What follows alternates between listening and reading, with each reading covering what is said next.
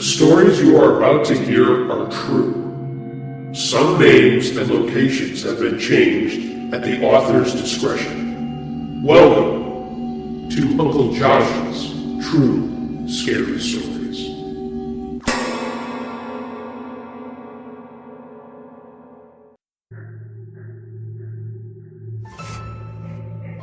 A very evil house.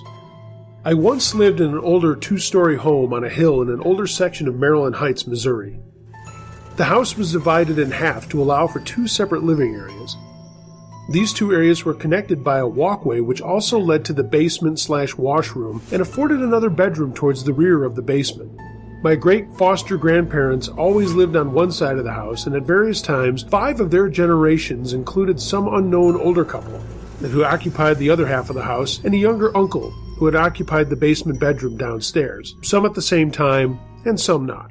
What I know is that my foster great-grandparents, who were very religious, were always aware of strange goings-on, but chose not to go into detail other than to reaffirm those of us that thought they were losing our minds when we came up with the strange stories that we talked about. They lost many a piece of china when the cabinet doors would fly open and the china would fly out, both in front of them and at times when they were in other rooms. The cross that hung above their bed was frequently turned upside down. It was pretty terrifying. All of us at one time or another clearly heard our name being called from the basement, but upon checking it out, no one was ever there. The voice always seemed familiar to us, and therefore we were certain it was another family member. Items would disappear from one side of the house and reappear on the other, but never immediately. It would usually be about the time we gave up on hope of ever finding anything.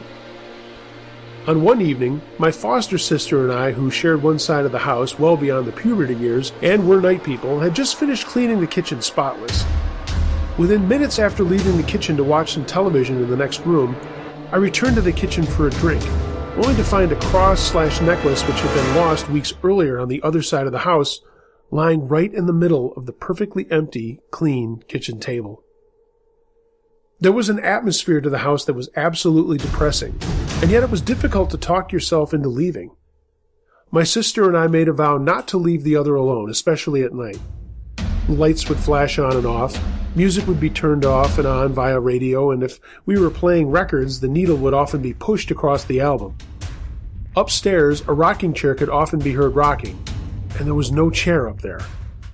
Insects, including bees and flies, somehow got into the upstairs en masse, but fairly quickly died once they got into the house. On nights when I was unfortunately left alone, I would see a black figure coming from the kitchen, through the living room, and into one of the bedrooms. Because the bedrooms did not have doors but rather drapes hanging over them, I would also see the drapes move as if a breeze blew by.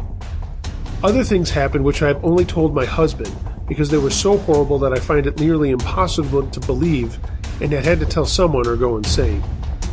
As I said, everyone that spent time there was aware of events which could not be explained by logical, normal circumstances. These people were of varying ages and beliefs. Some would acknowledge but not go into detail as if discussing it would cause something worse. Some of us were trying to find the answers, and some would just quite simply want to avoid talking about it altogether. When I tried to get the family to search for help and also find the history of the house or land, they vehemently opposed the idea for fear that we may cause harm. One friend who believed in out-of-body experiences tried to rid or meet and explain the entity, but had no success. I lived in the house for an entire year, working nights in order to avoid what I felt was the hardest part of the day to deal with this. That was before I totally lost my cool and screamed out my resentment at what was going on. As soon as I finished my tirade, the water pipes blew, which were right where I was standing. Shortly after that, I married a man just so I could get out of the house. Needless to say, the marriage did not last, but that seemed like a piece of cake to handle in comparison. I have since moved out of the state, remarried, and I have no idea if that house still stands. Whatever was in that house meant no good, and I think it was pure evil. My experience with the black-eyed children. My internet service provider used to have offices in a shopping center, and there was a drop box at that location. My monthly bill was due, and thus there but for the grace of the net went I. I live in Abilene, Texas, and from my relatively isolated apartment building, it's about a 10 or 15 minute drive downtown. It was about 9:30 in the evening when I left to pay the bill. Right next to the communications place was a $1.50 movie theater. At the time, the place was featuring that masterwork of modern film, Mortal Kombat. I drove by the theater on the way into the center proper and pulled into an empty parking space. Using the glow of the marquee to write out my check, I was startled to hear a knock on the driver's side window of my car. I looked over and saw 2 children staring at me from the street. I need to describe them, with the one feature that I guess you'll be able to guess at later that I didn't realize until about halfway through the conversation. Both appeared to be in that semi-mystical stage of life where children get into what you can't exactly tell what their age is. Both were boys, and my initial impression is that they were somewhere between 10 and 14. Boy number 1 seemed to be the spokesman. Boy number 2 didn't speak much during the entire conversation. The first boy was slightly taller than his companion and was wearing a pullover hooded shirt and jeans. His skin was olive-colored and had curly, medium-length brown hair. He exuded an air of quiet confidence. Boy number 2 had pale skin, with a trace of freckles. His primary characteristic seemed to be looking around nervously. He was dressed in a similar manner to his companion, but his pullover was light green, and his hair was sort of a pale orange. They didn't appear to be related, or at least not directly. Oh great, I thought. They're going to hit me up for money.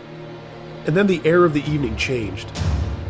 I've explained this before, but for the benefit of anyone who doesn't know me, right before I experience something strange, there's a change that I have in my perception. It's basically enough time to know it's too late to do anything about what's happening. So there I was, filling out a check in my car, and in a sudden panic over the appearance of 2 little boys, I was confused, but an overwhelming sense of fear and unearthliness rushed in. The tall boy smiled, and the sight, for some inexplicable reason, chilled my blood. I could feel flight or fight responses kicking in, something I knew instinctually was not right, but I didn't know what it could possibly be. I rolled down the window very, very slightly and asked, "Yes?" He smiled again, broader this time. I remember his teeth being very, very white. "Hey, mister, what's up? We have a problem," he said. His voice was that of a young man, but his diction, quite calm and something I still can't put my finger on, made my desire to flee even greater. "My friend and I want to go see the movie, but we forgot our money. We need to go to our house to get it. Can you help us out?" Okay, as a journalist, I'm required to talk to lots of people, and that includes kids. I've seen and spoken to lots of them, and here's how it usually goes. Mister, can I seat that camera? I won't break it or anything, I promise. My dad has a camera, and he lets me hold it all the time. I guess I took a picture of my dog. It wasn't very good because I got my finger in the way, and you can take the picture from there. Add in some feet shuffling and body swaying, and you've got a typical kid talking to a stranger. In short, they're usually apologetic. People generally teach children that when they talk to adults, they're usually bothering them for one reason or another, and that they should at least be polite. This kid I was talking to this evening was in no way fitting that mold. His command of language was incredible, and he showed no signs of fear. He spoke as if my help was a foregone conclusion. When he grinned, it was as if he was trying to say, "I know something, and you're not going to like it. But the only way you're going to find out what it is will be to do what I say." The best reply I could offer to his original query was, well, and now here's where it really starts to get strange. The quiet companion looked at the taller boy with a mixture of confusion and guilt on his face. He seemed in some ways shocked, not with his friend's brusque manner, but that I just didn't immediately open the door for him. He eyed me nervously. The taller boy seemed a bit perturbed, too. I still was registering something wrong with both. "Come on, mister," the taller boy said again, smooth as silk. Car salesman could have learned something from this kid. "Now, we just want to go to our house, and we're just 2 little boys." That really scared me. Something in the tone and diction again sent off alarm bells. My mind was frantically trying to process what it was perceiving about the 2 figures that was so wrong. Was all I could manage. I felt myself digging my fingernails into the steering wheel. "What movie were you going to see?" I finally asked. "Mortal Kombat," he replied. The silent partner nodded in affirmation, standing a few paces behind. "Oh," I said. I took a quick glance at the marquee and at the clock in my car. Mortal Kombat had been playing for an hour, the last showing of the evening. "Come on, mister, let us in. We can't get into your car until you let us, you know," said the tall boy. "Just let us in, and we'll be gone before you know it. We'll go to our mother's house. That's when I locked eyes with him. To my horror, I realized my hand had strayed toward the door lock, which was engaged, and was in the process of opening it. I pulled it away, probably a bit too violently, but it did force me to look away from the children. I turned back. I don't know, I offered weakly, and then my mind snapped into sharp focus.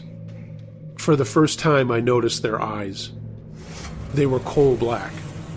No pupils, no iris, just two staring orbs reflecting the red and white light of the marquee. At that point, I knew my expression had betrayed me. The silent one had a look of horror on his face in a combination that seemed to indicate A, the impossible just happened, and B, we've been found out. The tall boy, on the other hand, wore a mask of anger. His eyes glittered briefly in the half-light. Come on, mister, he said. We won't hurt you. You have to let us in. We don't have a gun. The last statement scared the living shit out of me, because at that point, by his tone, he was plainly saying, we don't need a gun. He noticed my hand shooting down toward the gear shaft. His final words contained an anger that was complete and whole, and yet contained in some respects a tone of panic. We can't come in unless you tell us it's okay. Let us in. I ripped the car into reverse. Thank God no one was coming up from behind me. And I tore hell out of that parking lot. I noticed the boys in my peripheral vision, and I stole a quick glance back. They were gone. The sidewalk by the theater was deserted. I drove home in a heightened state of panic. Had anyone attempted to stop me, I probably would have run right on through and faced the consequences later. I bolted into my house, scanning all around. It included looking out into the sky from my windows. What the hell did I just see? Maybe nothing more than some kids looking for a ride. And, maybe wearing some really funky contacts? Yeah, right. A friend suggested they were vampires, what with the old let us in bit and my compelled reason to open the door. That and the we'll go see our mother thing. I'm still not sure what they were, but here's an epilogue I find chilling. I talked to my friend Chad about this.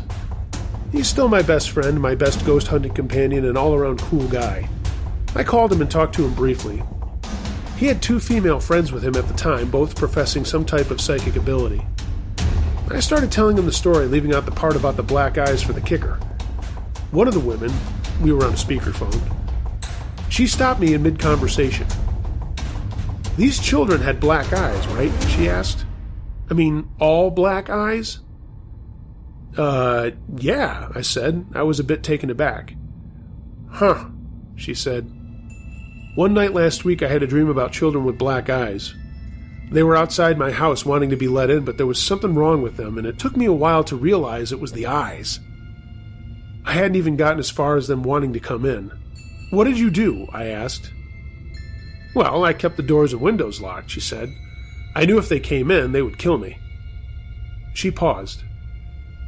I gotta be honest, even though I don't know you, I'm certain they would have killed you too if you had let them into your car. The White Ape. This is short, but it's freaky, and I thought people would like to hear about it.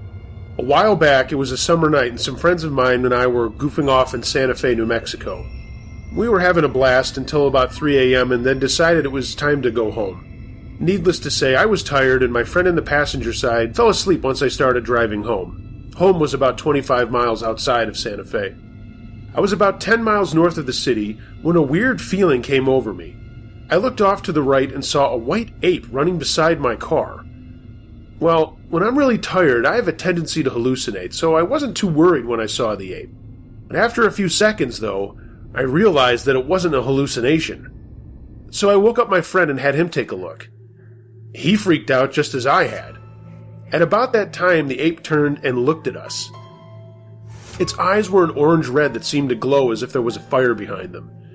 It kept up with us for a little while longer and then turned off and ran into the mountains. When I finally looked at my speedometer, I was going about 60. More than likely, I was going slower when the ape was running along with us, but I could tell we were doing at least 30, maybe 50 tops. Either way, it was keeping up with us. Well, once I acknowledged that my friend saw it, I knew that something was out there.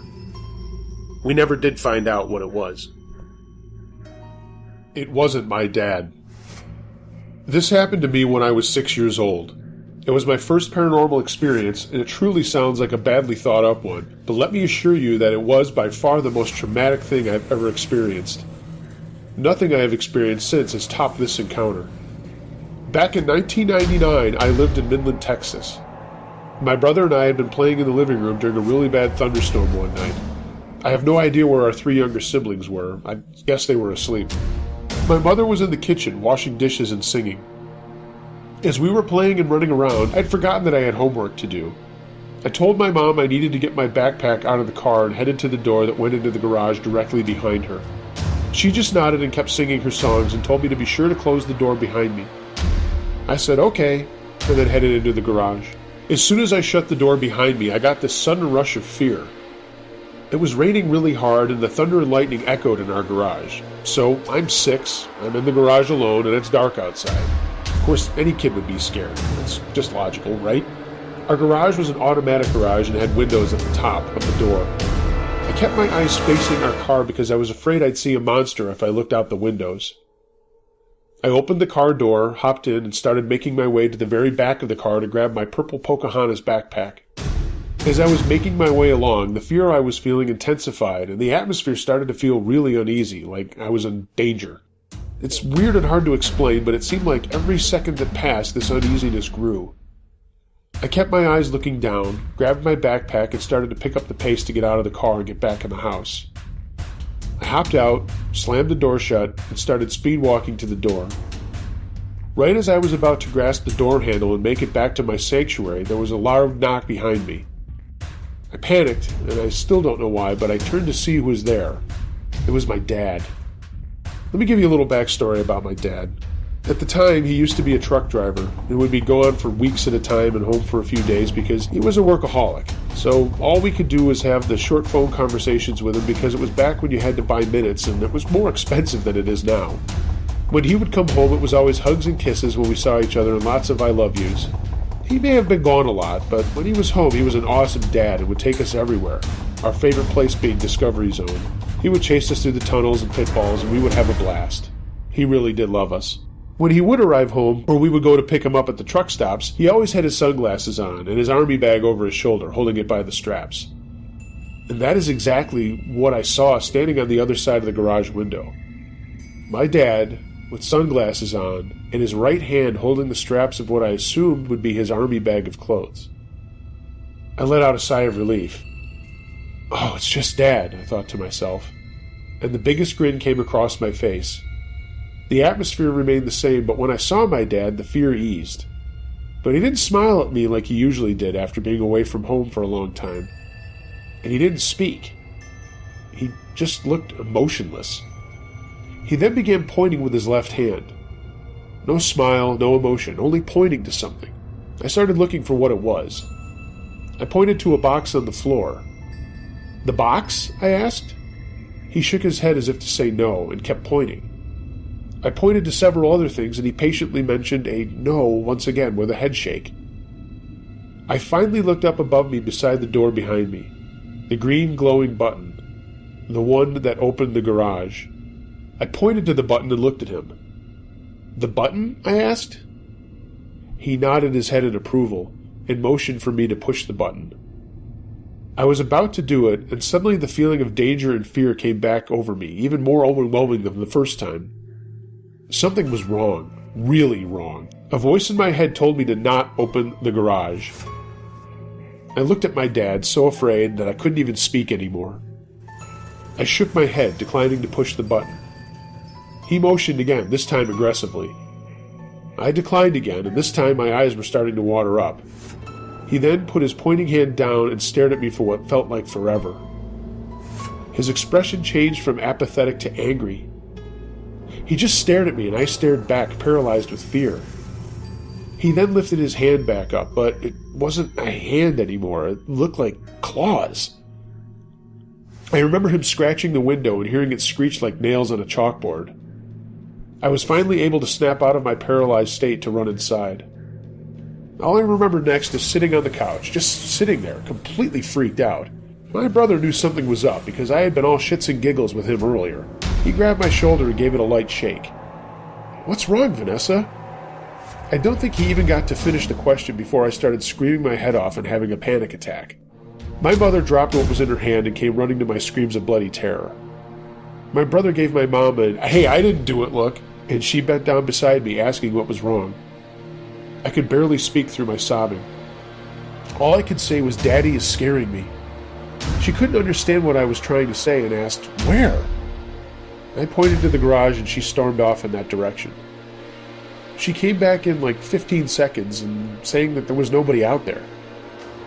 After I was able to calm down, I told her what had happened and started the sobbing process all over again since I was reliving the moment as I spoke. She called my dad. He was 435 miles away in Houston, Texas, nowhere near us. They spoke for a bit and she handed me the phone. My dad prayed with me and told me to never be afraid, to just call upon Jesus to help me and that the bad things wouldn't bother me again. I slept in my mom's bed that night. And here's the disturbing part. The next morning she went to check out the garage. There were claw marks on the window. I think before she thought it was just my imagination until the scratches proved what I had seen was reality. We moved lots of times since, and now we live in a different city. I'm 22 now. I haven't been able to go into the garage at night alone for a few years. It still scares me to think about that night. I still have all these unanswered questions. Why was it wearing sunglasses? Why did it happen to me? And the scariest questions I ask myself, what if I had opened the garage? What would have happened? We changed the locks. When my wife and I got married, we bought a house in St. Louis. We had moved there from Milwaukee because our job simply took us there. I had an aunt that lived near St. Louis, but other than her, we didn't have any other family in the area since we were all from Wisconsin. For our honeymoon, we went on a 10-day cruise to the Caribbean. And while we were gone, we had some weird shit happen in our house. When we got back from the honeymoon, we picked up our dog, Paw Paw. He's a bulldog mix. And he was staying at my aunt's house. We had just moved into the neighborhood and we didn't really know anyone well enough that we could ask to watch our dog, so therefore my aunt was our go-to sitter. I unlocked our side door and my wife and I started hauling in our luggage. We noticed Paw Paw was acting a bit weird, but we thought it was because we recently had moved into the house and we had been gone for so long he was confused. He was going around sniffing everything, and when he rounded the corner to the hallway that leads to our bedroom, he started barking and going crazy.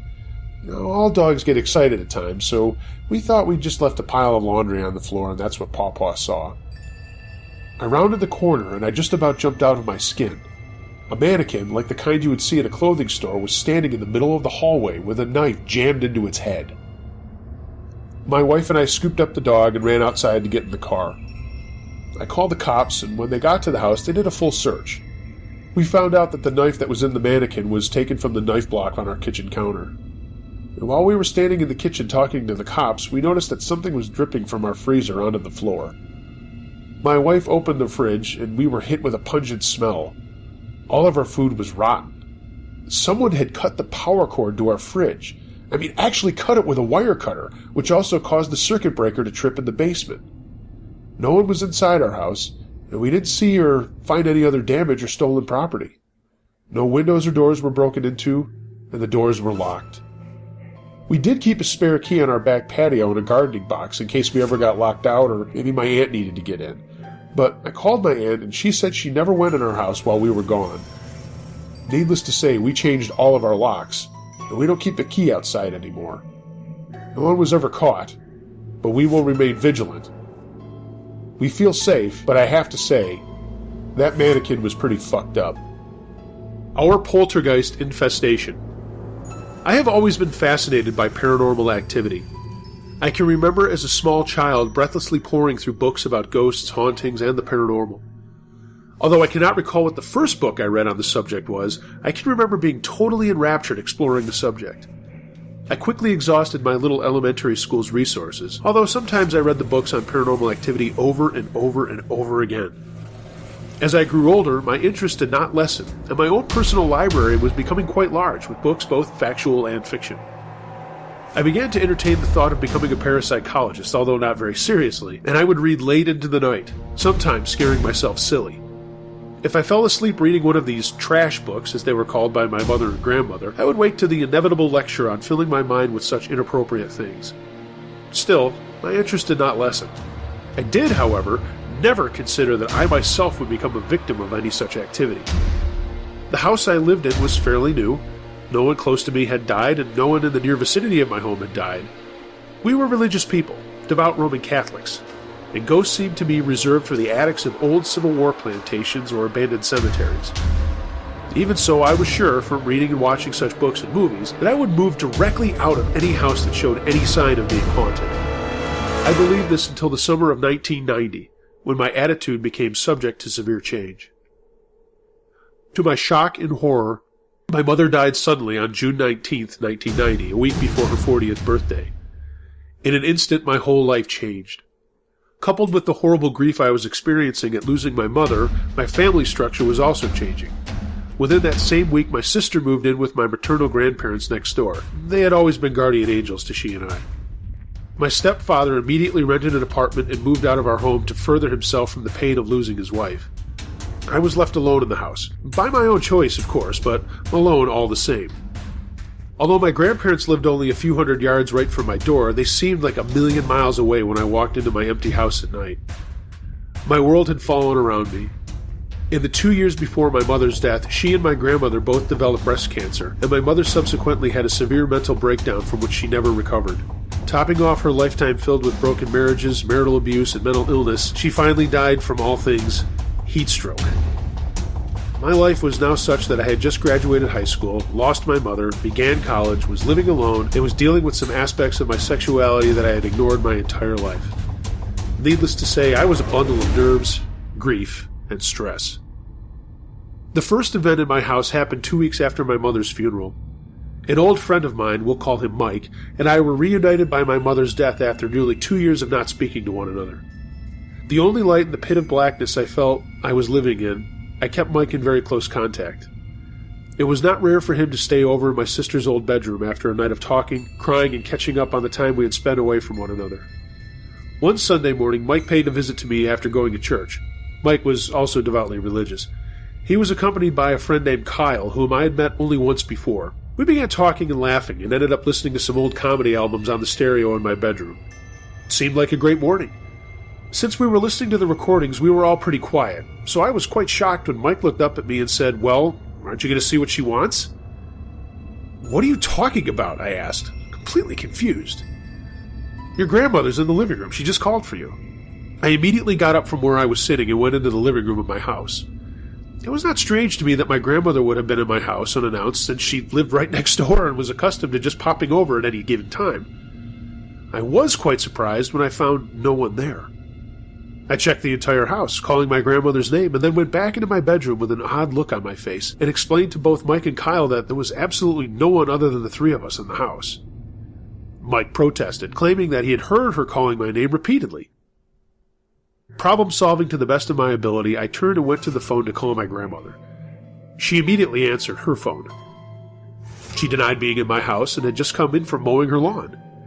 I explained the situation to her and she laughed it off, saying that the voice Mike heard must have come from our neighbor's home, which incidentally was a good 500 yards away, or that maybe we had had a little too much to drink the night before.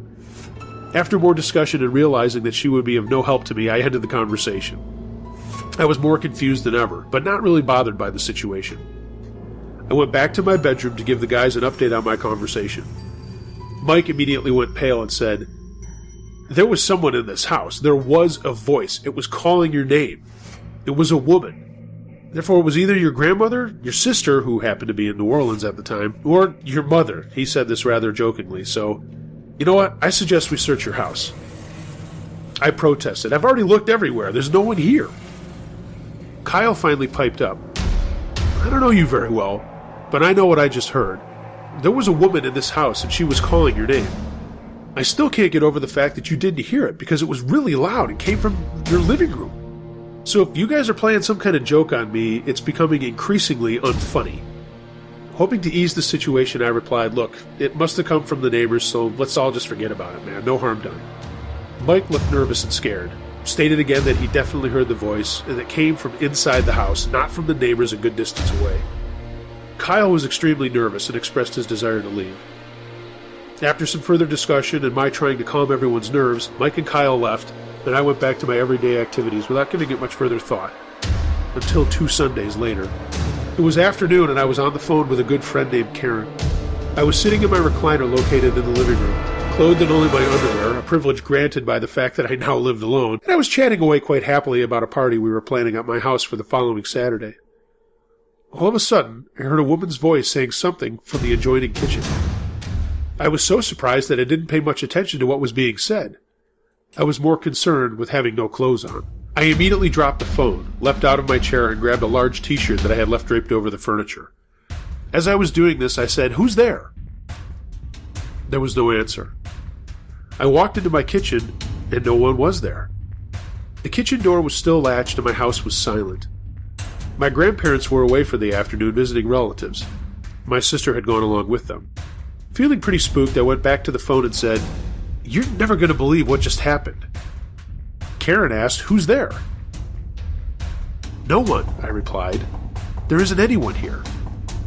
"I just heard a woman talking to you," she said. Feeling a little relieved that I was not losing my mind, I told her that I had heard it too. I asked her if she had heard what was said, but she could only say that it sounded like my mother or my grandmother. Their voice inflections were very similar. "My grandmother is gone, Karen. There's nobody in this house but me." Karen then gave me the best advice I could think of at the time. "Get out of the house," she said. I immediately hung up the phone and did so as quickly as possible. I have to admit, I was pretty afraid.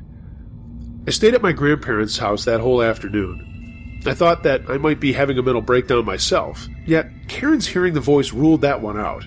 Perhaps it was the neighbors, but they really were too far away. I knew the voice had come from my kitchen, and yes, it sounded like my mother or grandmother. Both choices were included in the realm of impossibility. I was too scared to go back home and did not know what I should do. So I waited. My grandparents returned at 5 that afternoon, and they were immediately confronted by a seemingly irrational grandson. And I told them about the situation. My grandfather, a gentleman who was badly affected by my mother's death, listened up to the part where I said it sounded like my mother's voice. He then became uncharacteristically angry and yelled at me, insisting that I get my butt home and be sure to never talk about this again. My grandmother said nothing. I begrudgingly went back home. Then I cautiously walked in and for a while was too scared to make a sound, still trying to piece together in my mind what had happened and looking for a viable explanation. At one point, I opened all of the windows and drapes, turned on the television, and tried to make things as cheery as possible in the house. After all, it was my house. It helped a little, but I slept with the light on for the next few nights. Karen told a good number of people about the incident, so by the time the party rolled around that Saturday, everyone was interested in my ghost, whom everyone was calling George. I don't know why the male name, it was a female voice we had all heard. At one point, Karen and Mike were retelling their stories to the group of 15 who were all sleeping over incidentally. One girl, Maria, who was feeling particularly spooked, got up and said, "I'm going to the bathroom. When I come back, I want all this nonsense stopped. I will not stay in a house I cannot sleep in." She then said to the ceiling, "And George, I will not let you ruin a perfectly good party. Keep yourself hidden." She then walked away from the group and down the hall to the bathroom. Just as she crossed into the attic door, it fell open and hit her in the back of the head, knocking her to the ground. She screamed and we all went to her assistance. The attic door was the kind that had springs to hold it up flush against the ceiling and a ladder that folded out for easy access into it. A few years previous, one of the springs had broken and the attic door hung ajar from the ceiling. To remedy this, my stepfather had put a nail in the ceiling and bent it back to hold up the attic door. After seeing that Maria was all right, I began to fold the ladder back up and lift the door to the ceiling, explaining to everyone that the door springs were broken and that the nail had simply slipped. The door would not go up entirely, though. The nail was still in its place and had not been moved. No one slept over that night. Karen was nice enough to help me clean up and was looking very apologetic for the night's events. I kept rambling that there must be a reasonable explanation for all of this. At one point, Karen suggested something. "I think you should move," she said. "Don't be silly," I responded. "This is my house." At that moment, my stereo began blaring at a deafening volume. We looked at each other and walked over to the stereo together. I tried turning it off, but it wouldn't respond. I then looked up at Karen, who was holding the cord in her hands. It was unplugged. I grabbed it from her. I looked at the cord and back to the stereo over and over, not comprehending how this could actually be happening. Then it just stopped. I grabbed some things and slept at Karen's house that night. The next few weeks were relatively quiet. I came home to an overflowing bathtub one night, and the lights were flashing occasionally, but nothing extremely weird. I was working at night while going to school and came home pretty tired usually. One of these nights I came home exhausted and hungry, taking only enough time to fix myself a sandwich. I ate it and went straight to bed. When I walked into my kitchen the next morning, I was quite shocked to find the entire room covered with at least an inch of small, white styrofoam beads, kind which stuffed animals are stuffed with. I stood and stared at the floor for what must have been a half hour. The door was locked, no one had been able to get inside, and at some point I called my grandmother and asked her to come over to the house without telling her what had happened. Sensing that it was important, she came over right away. She was very confused to see me standing in the middle of styrofoam pellets. I told her that I wanted her to see this for herself and began to explain to her what happened. She resisted as I expected, claiming that I had been sleepwalking and had done this myself. And I thought about this for a moment, but then realized we had no stuffed animals for me to rip apart in my sleep. My sister and I had thrown them away years ago. Where were the casings? Why was it only in the kitchen? How could even 20 stuffed animals produce as much stuffing as was on the floor? She had no answer for me, and we cleaned it up silently. The next day I had all the locks to my house changed, and I possessed the only key. I locked all of the windows and taped hairs across them to make sure that they remained unopened. I vowed to face my problems with a new resolve.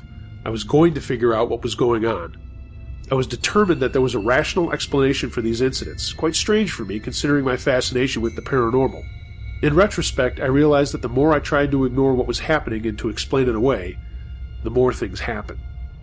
It was at about this time that all hell broke loose. It would be impossible for me to recount every incident that happened over the next year. Lights flashing, doors opening and slamming closed, my stereo, which was now perpetually unplugged, would take the notion to turn itself on every now and then. I heard whispering and laughter. I would find knickknacks moved around the house.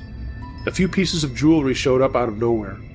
I could set something down, turn around for 2 seconds, and it would vanish, like the expensive fountain pen I received as a gift from my college friend. I still haven't found that. I went through 17 answering machines in 1 year, since they all seemed to malfunction, 4 of them catching on fire. I would come home from school or work and find that picture frames had been broken and glass was scattered all over the house. I had a collection of Chinese corkwood creations enclosed in glass globes on my entertainment center. There were about 10 of them. Over the course of a month, they became smashed, one every few nights, with none of the others being touched. There is no doubt in my mind that no one was able to get into this house. Still, the TV turned on in the middle of the night, light bulbs exploded for no reason even when they were not turned on, my clothes would be mysteriously spread on the floor of my entire house while they were still on their hangers, a rocking chair would rock on its own, and the phone would ring incessantly when no one was on the other line. Event after event occurred, and I still was not convinced that my house was haunted. My friends were sure that it was.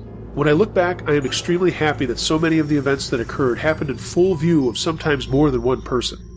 I have had to call on them many times to verify events. In fact, most of the big stuff happened when I was not alone. I can only imagine how strange it must have been for them to see me remain so calm and say, there has to be a rational explanation, when books were falling to the floor right in front of us or doors were slamming as we spoke. Needless to say, my friends slowly stopped coming by. Mike did not stop coming over, although he spent many restless nights in the house. He once woke me in the middle of the night insisting that someone had opened the bedroom door, crossed the room, and went into the closet. Upon inspection, the closet door was indeed standing ajar. Mike slept with a rosary that night. He also decided to give me a cat whom I named Phyllis. Phyllis was a pretty tabby Persian mix who was as yellow as sunshine. She was very affectionate and loving, but she too knew something was amiss. Many times Phyllis would hiss at the wall or arch her back in an empty doorway. She would track empty air with her eyes. I still remained unconvinced, until the day Phyllis nearly died. I was sitting in my recliner reading a book when I heard the strange noise. I looked up to see Phyllis being pulled across the floor, only nothing was pulling her. Whatever it was had her by the neck and was not letting go. I immediately went to help her, screaming at whatever it was to stop it, stop it! Then I plucked Phyllis from the floor. I felt no resistance from anything, however. She immediately had a full-blown seizure for a few minutes. I realized that night, holding my cat and crying, that my house was definitely haunted. I gave the cat to a friend of mine the next day, hoping that Phyllis would be in a better environment than the one she had just been in. I also began to wonder who could be haunting my house. The obvious nomination was my mother. She died quickly and was troubled by mental illness beforehand. Yet she was devoutly religious and was such a kind, gentle person, even in her time of sickness.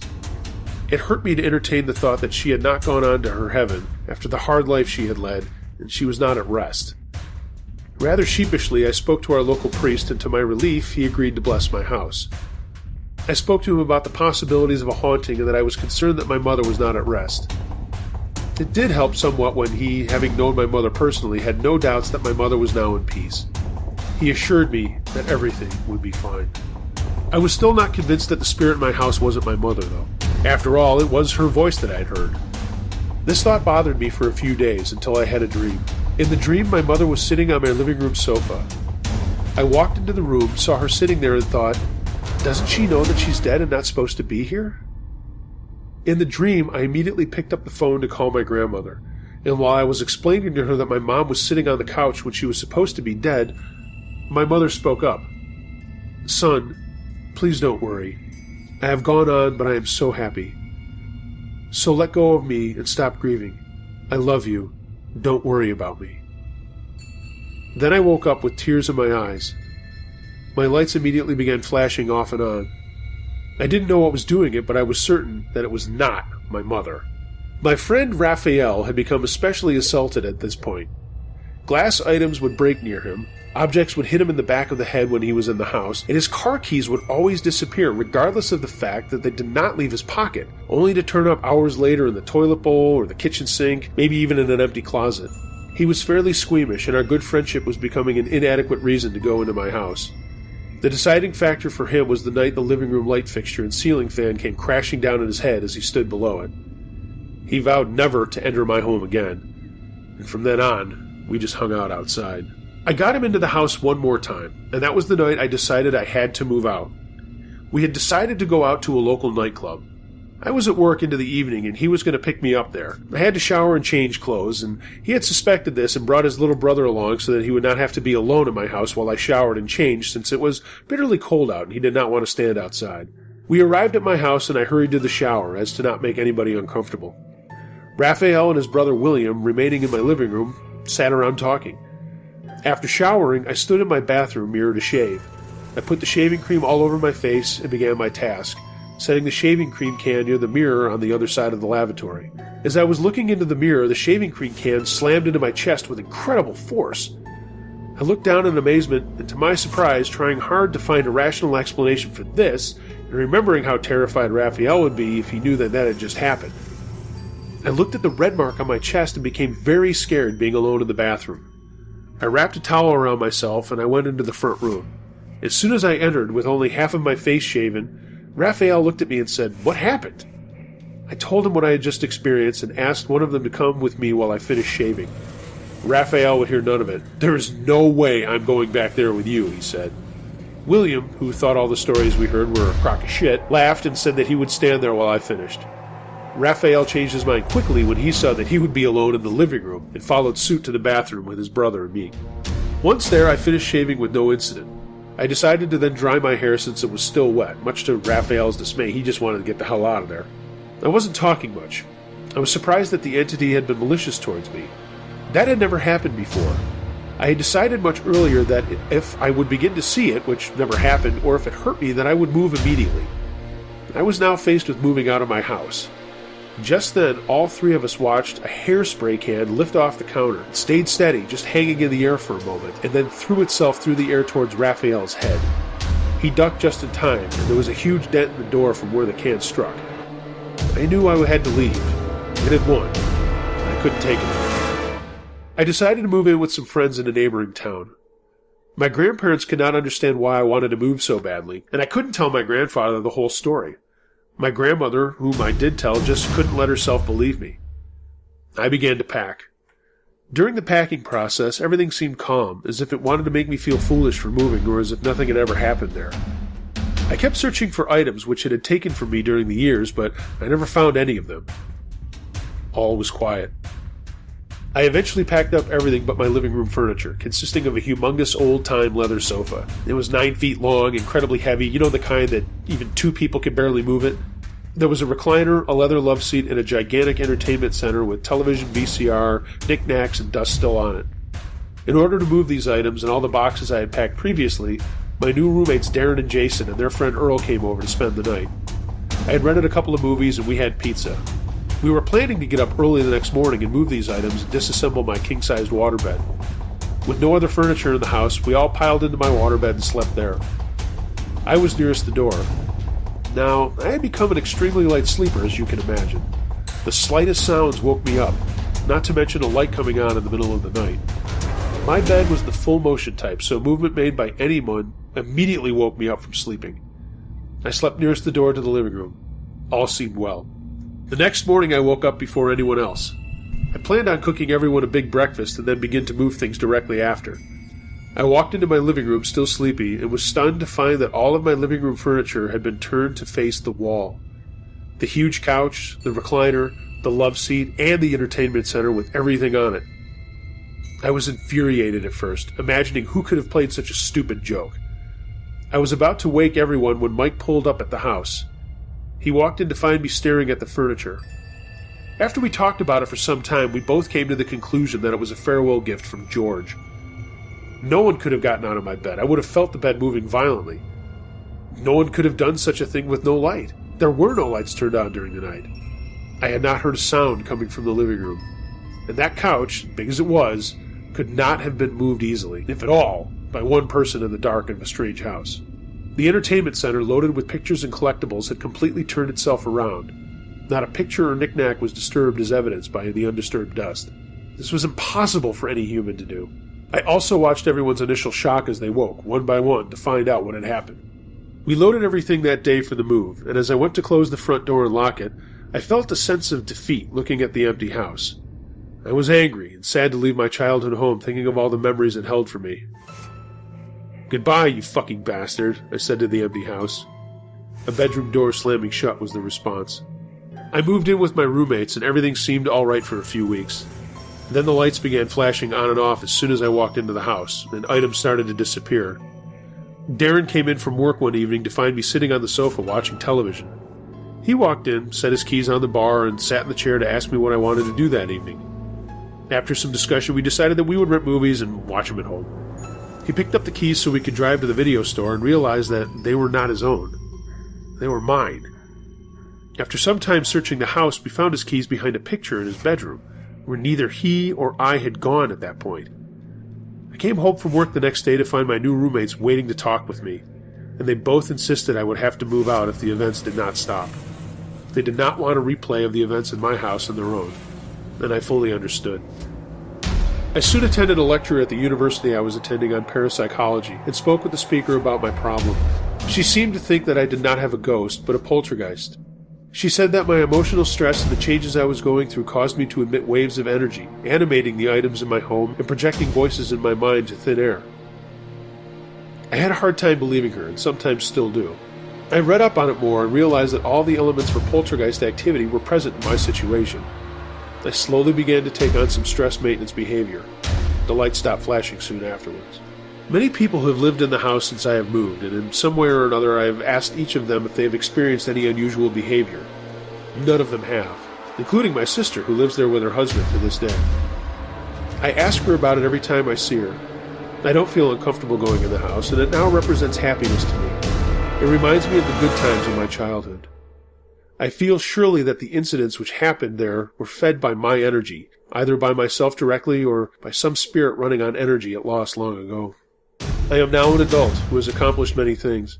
I am a registered nursing student, have recently married, and live in the wonderful city of Austin, Texas. I hold down a great job with a pharmaceutical company and seem to make ends meet every month. My life is filled with many interests and loving people. My interest in the paranormal is stronger now than it has ever been, and I now seriously consider a retirement career in parapsychology. The subject can enrapture me as it always has. I still, however, stop and wonder any time I hear a strange noise or am missing an item I just had in my hands if I am being plagued again. And I still look back and wonder at how I stayed as long as I did in that house. But I know deep inside that George is gone and won't be back. This is my hope. My aunt's house. When I was a teenager, I would watch my aunt's kids while she worked so I could earn some extra cash. Well, her house isn't really old, but it would creep me out so bad when I would stay there. I grew up in a haunted house, so I was used to weird stuff, but my aunt's house just would totally freak me out. It still scares me a lot.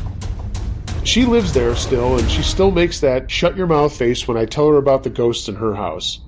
My cousins, the kids I was babysitting, are in their early 20s now, and she still doesn't want me to tell them about the house.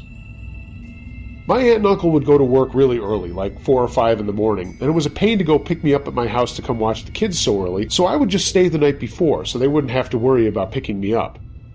At night, I'd stay up and talk on the phone or whatever, and I hated it because I'd always get this creepy-ass feeling when I was by myself. And then it didn't help that they have the house completely dark at night.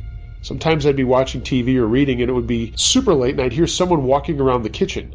I knew that no one could be in there because I could see in the kitchen from my doorway, and no one was there. My aunt cared for her carpet like a child and had those really heavy-duty clear plastic runners all up and down the hallway. I would hear heavy footsteps walking up and down the hallway all the time. Once I heard them walk right by the doorway, and I didn't see whatever it was that was making the noise. I never said anything about it to my aunt because she wouldn't believe me, and she's a skeptic. But one day I did tell her because whatever it was getting out of hand. So this happened in the summer of 1997. I was watching the kids, and everywhere in the house I'd walk, I felt like I was being watched. It didn't feel like a negative presence, but it was super annoying. I kept wanting to turn around and yell, "What the fuck?" but then I would look like I was crazy. I also didn't want to scare the kids. Then, one afternoon, I had the kids in the bath, and I was in one of the bedrooms on the phone when someone tapped my leg. You know how you tap someone on the shoulder to get their attention? Yeah, kind of like that, but it was on my leg. I stifled a scream because, again, I didn't see anyone and didn't want to scare the kids. But to make sure, I went into the bathroom across the hall and checked on them. Sure enough, they were both in the shower. The floor wasn't wet. They had not even gotten out yet. So I think to myself, all right, F it, let it go. Well, I got the kids out of the shower and dressed and everything. After I fed them, I wanted to shower, so I went into my aunt's room to use her bathroom to shower because I like to use her soap. When I was getting undressed with the door closed, I had the water going, and when I bent down to pick up my clothes, someone put their hand on my back. The only way I can describe it was like someone placed their whole hand on my back, palm down. I jumped and said some bad words and turned to shut the shower curtain, and then it tapped me on the shoulder again. I wrapped myself in a towel and bolted out of the bathroom. I left the shower on and everything. I went and got the kids and told them to sit in the bathroom with me while I showered. Both of them, who were girls, were like, "What for?" I think I told them to tell me stories or something while I showered because it was boring in there and I just wanted their company. I came up with any kind of idea so I wasn't in there alone. I never stayed at that house to babysit or anything ever again after that day. I told my aunt later on when she got home, and she told me to never mention anything to the kids ever about any of my experiences. She also told me that one of the homeowners several years before had a pre-teen or teenage daughter that passed away in the house from leukemia.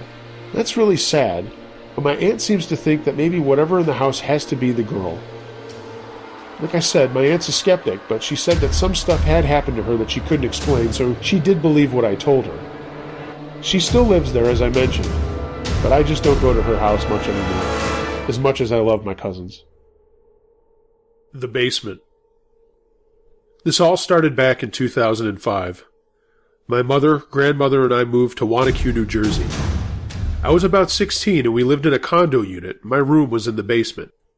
Actually, it was the basement.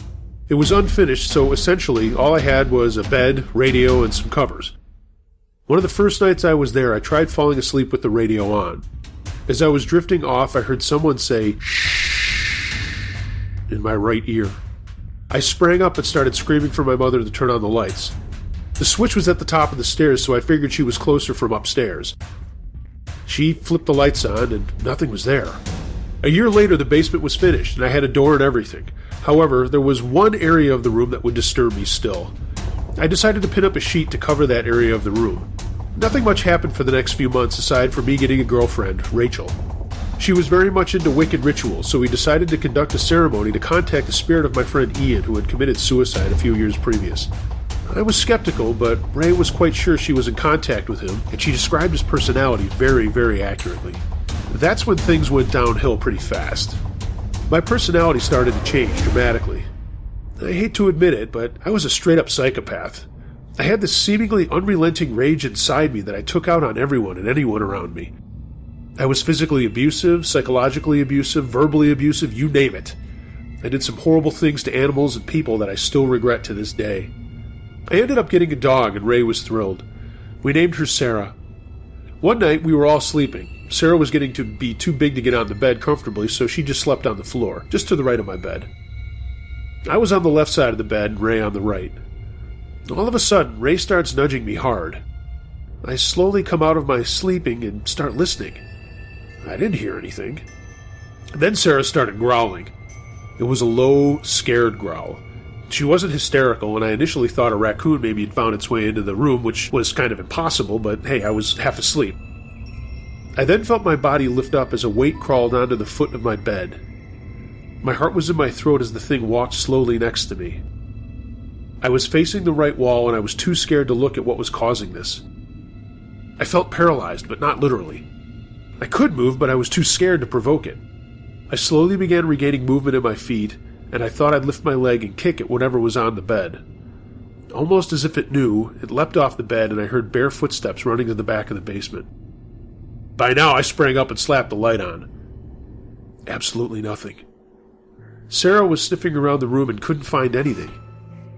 My door was closed, my windows were closed, and I was in a basement, for God's sake. Worst of all, it was 8 a.m. This wasn't a middle-of-the-night event.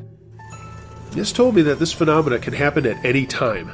Don't believe the nonsense about midnight boogeymen. There's daytime boogeymen, too. The most disturbing part of this is when Ray and I returned to sleep.